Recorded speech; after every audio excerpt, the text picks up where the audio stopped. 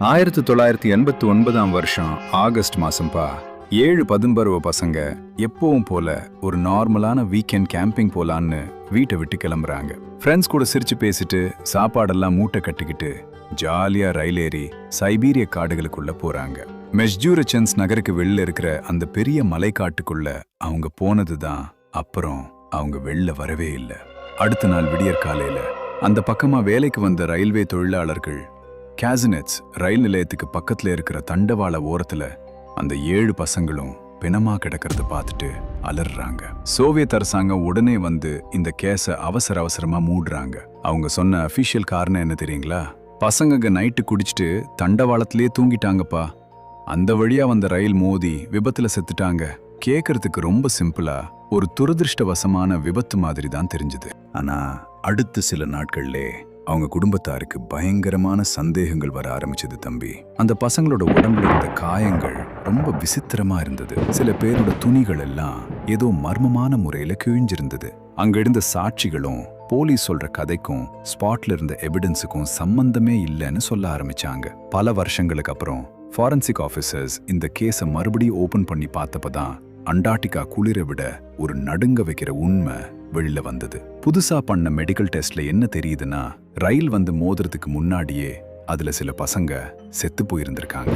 அவ்வளவுதான் தம்பி. சைபீரியாவோட ஆகப்பெரிய மர்மங்கள்ல ஒண்ணு இப்ப ரொம்ப கொடூரமான கொலை கேஸா மாற ஆரம்பிச்சது. சைபீரியால அப்போ கோடை காலம் முடிகிற டைம்பா. அங்க இருக்கிற மெஸ்ஜூரச்சன்ஸ்க் நகரத்து யூத்ஸுக்கு இந்த மாதிரி பக்கத்துல இருக்கிற காடுகளுக்கும் மலைகளுக்கும் கேம்பிங் போறது ரொம்ப சாதாரணமான விஷயம். இந்த 7 பசங்களும் ஒன்னா படிச்ச ஃப்ரெண்ட்ஸ். நல்ல எனர்ஜியான பசங்க. நைட்டு மட்டும் காட்டுல தங்கிட்டு அடுத்த நாள் காலையில வந்துடலாம் தான் பிளான் பண்ணியிருந்தாங்க. அவங்க கிளம்பும் போது எந்த ஒரு தப்பான அறிகுறியும் இல்ல. வீட்லயும் பசங்க சீக்கிரம் வந்துருவாங்கன்னு தான் காத்துட்டு இருந்தாங்க. ஆனா அன்னைக்கு நைட்டு அந்த காசினெட்ஸ் ரயில்வே லைன் பக்கத்துல ஏதோ ஒரு விபரீதம் நடந்திருக்கு தம்பி. அன்னைக்கு நைட்டு கரெக்டா என்னதான் நடந்துச்சுன்னு இன்னைக்கு வரைக்கும் எவனுக்கும் முழுசா தெரியாது. அடுத்த நாள் காலையில எப்பவும் போல விடிஞ்சது தம்பி. ஆனா வேலைக்கு வந்த ரயில்வே ஆளுகளுக்கு அங்க ஒரு அதிர்ச்சி காத்துட்டு இருந்தது. தண்டவாளம் முழுக்க பசங்களோட உடம்புகள் சிதறி கிடக்கு. சில உடம்புகள்ல ரயில் மோதியதற்கான கொடூரமான காயங்கள் இருந்தது நிஜம்தான். ஆனா சோவியத் போலீஸ் ரொம்ப வேகமா காய்களை நகர்த்தினாங்க. ஸ்பாட்டுக்கு வந்த அதிகாரிகள் உடனே ஒரு அனௌன்ஸ்மெண்ட் கொடுக்கறாங்க. பசங்க நைட்டு சரக்கு அடிச்சிட்டு போதையில தண்டவாளத்துல படுத்துட்டாங்க. அந்த வழியா வந்த ரயிலால டக்குன்னு பிரேக் பிடிக்க முடியல. அதான் மோதிருச்சு. Case closed. ஆனா அந்த பெத்த மனசுங்க அதை ஏத்துக்க தயாரா இல்ல தம்பி. அவங்க அப்பா அம்மாக்கள் எல்லாம் கத்த ஆரம்பிச்சாங்க.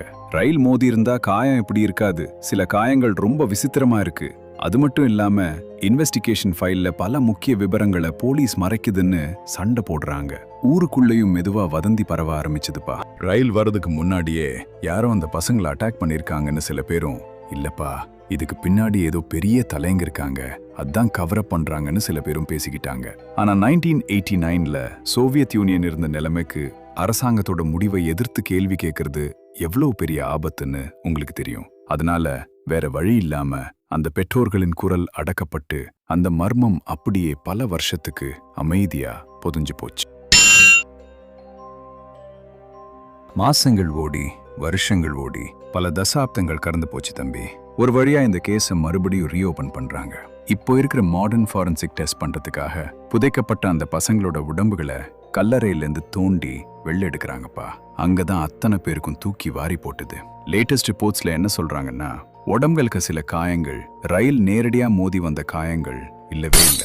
சில பலத்த காயங்கள் அவங்க சாகறதுக்கு பல மணி நேரத்துக்கு முன்னாடியே ஏற்பட்டிருக்கு. அவங்க செத்து கிடந்த பொசிஷனை வச்சு பார்த்தா அவங்களா அங்க வந்து படுத்த மாதிரி தெரியல. திடீர்னு அன்னைக்கு சோவியத் போலீஸ் சொன்ன அந்த விபத்து கதை அட்டர் ஃப்ராடுன்னு வெளில வந்துருச்சு தம்பி. இத்தனை வருஷமா நீதி கேட்டு போராடின அந்த பெத்தவங்களோட சந்தேகம் இப்போ நிஜமாயிடுச்சு. நாங்க அன்னைக்கே சொன்னோம்லப்பா, ரயில் வரதுக்கு முன்னாடியே என் பிள்ளைங்களுக்கு ஏதோ தப்பு நடந்திருக்குன்னு கதறாங்க. ஆனா அப்படின்னா அதுக்கு யாரு காரணம்? அன்னைக்கு சோவியத் அதிகாரிகள் ஏன் அவ்வளவு அவசரமா இந்த கேஸை மூடினாங்க? அங்கதான் மர்மம் இன்னும் பெருசாகுது. காலப்போக்குல இந்த மரணத்தை பத்தி ஏகப்பட்ட தியரிகள் வெளில வர ஆரம்பிச்சது. முதல்ல என்ன நினைச்சாங்கன்னா, நைட்டு காட்டுக்குள்ள இருக்கிற ஏதாச்சும் ஒரு பயங்கரமான கிரிமினல் கேங் கூட இந்த பசங்களுக்கு மோதல் வந்திருக்கலாம். அவங்க அடிச்சு போட்டுட்டு விபத்து மாதிரி காட்ட தண்டவாரத்துல தூக்கி போட்டுடலான்னு ஒரு குரூப் சொல்றாங்க. இன்னொரு பயங்கரமான தியரி என்ன சொல்லுதுன்னா, அன்னைக்கு சோவியத் மிலிட்டரி ஆளுகளோ அல்லது ஏதாச்சும் ரகசிய அதிகாரிகளோ அங்க ஏதோ தப்பு பண்ணிருக்காங்க. அது இந்த பசங்க கண்ணில் மாட்டினதுனால அவங்கள க்ளோஸ் பண்ணிட்டு அரசாங்க பலத்தை வச்சு மொத்தமா மூடிட்டாங்கன்னு சொல்றாங்கப்பா. ஆனா கொடுமை என்னன்னா தம்பி, இதுல எந்த ஒரு தியரியுமே இன்னைக்கு வரைக்கும் 100% நிரூபிக்கப்படல. ஏன்னா சோவியத் யூனியன் உடைஞ்சப்போ இந்த கேஸோட பல ஒரிஜினல் ஃபைல்கள் மர்மமான முறையில காணாம போயிடுச்சு. சாட்சிகளோட ஞாபகமும் போச்சு, எவிடன்ஸும் காலப்போக்குல அழிஞ்சு போச்சு. இன்னைக்கு வரைக்கும் சைபீரியாவோட மிக ஆபத்தான விடை தெரியாத மர்மங்கள்ல ஒன்னா இந்த காசி நெட்ஸ் மரணங்கள் இருக்கு. ஏன்னா அத்தனை இன்வெஸ்டிகேஷன் பண்ணி அந்த தண்டவாள ஓரத்துல நடந்த அந்த கடைசி சில மணி நேரங்கள்ல என்னதான் நடந்துச்சுன்னு எவராலையும் முழுசா விளக்கவே முடியல. 7 பசங்க ஏதோ ஜாலியா என்ஜாய் பண்ணலான்னு தான் வீட்டை விட்டு கிளம்புனாங்கப்பா.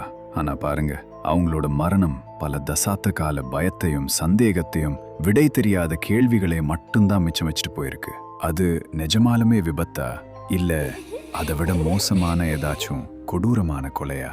சோவியத் யூனியனே இந்த உலக வரைபடத்தில இருந்து மறைஞ்சு பல வருஷம் ஆயிடுச்சு தம்பி.